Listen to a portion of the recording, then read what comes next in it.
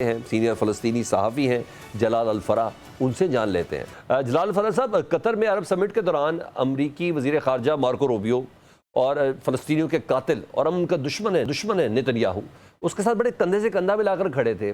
موجودہ حالات میں مارکو روبیو کے دورہ اور اسرائیل کی دو ٹوک حمایت کو آپ کس طرح دیکھتے ہیں؟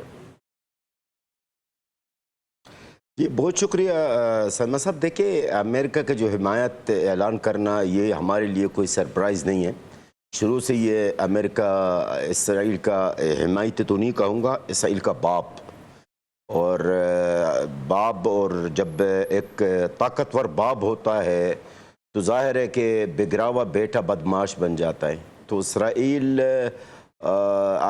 امریکہ کا جو بیٹا ہے تو بدمعاشی تو کرے گا جناب، ہمارے لیے کوئی سرپرائز نہیں ہے۔ دیکھیے سلمان صاحب، امریکہ کا جو پالیسی ہے، چاہے وہ ڈیموکریٹک پارٹی ہو چاہے ریپبلکن پارٹی ہو، کوئی بھی ہے، اسرائیل کے لیے ان کی پالیسی ایک تھی، ایک ہی ہے، ایک ہی رہے گی۔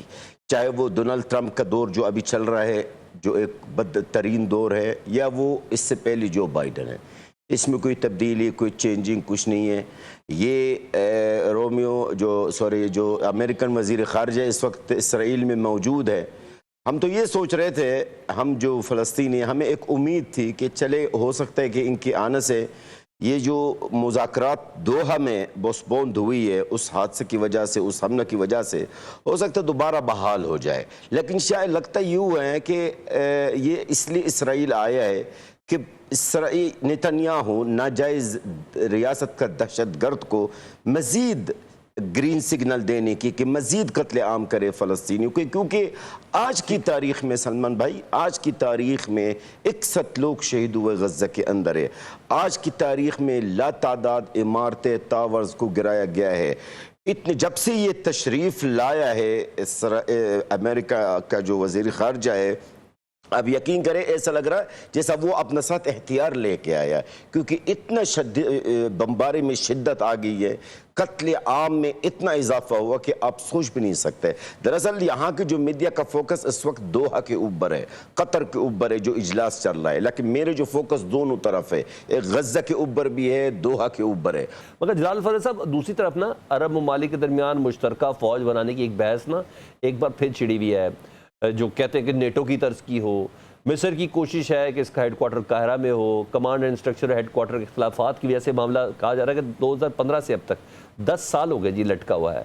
کیا آپ کو کوئی پیش رفت ہوتی نظر آتی ہے؟ مجھے ہنسی آ رہی ہے آپ کی بات پہ سلمان بھائی۔ آج کیا تاریخ ہے سلمان بھائی؟ 15 ستمبر ہے، کیا ہے؟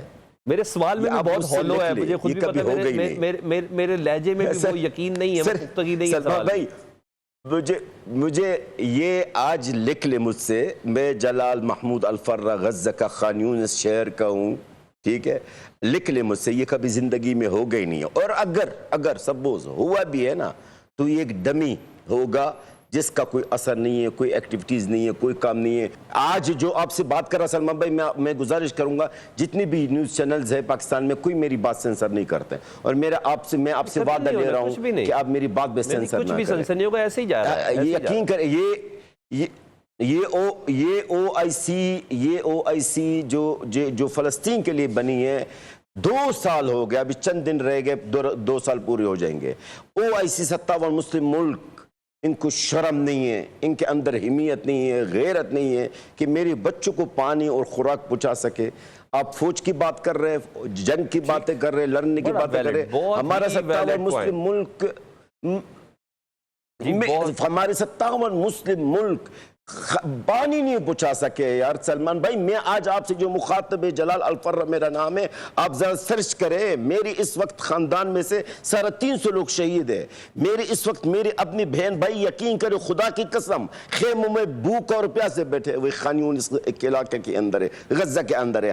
آج میں آپ سے گزارش کر رہا ہوں، او آئی سی یہ ایک نام نہاد او آئی سی ہے جو آج تک فلسطینیوں کو بچائیں، وہ نہیں بچا پا رہے، اتحاد کیسے ہوگا، فوج کیسے اکٹھی۔ بہرحال بہت شکریہ، فلسطینی صحافی جلال الفرا ہم سے بات کر رہے تھے۔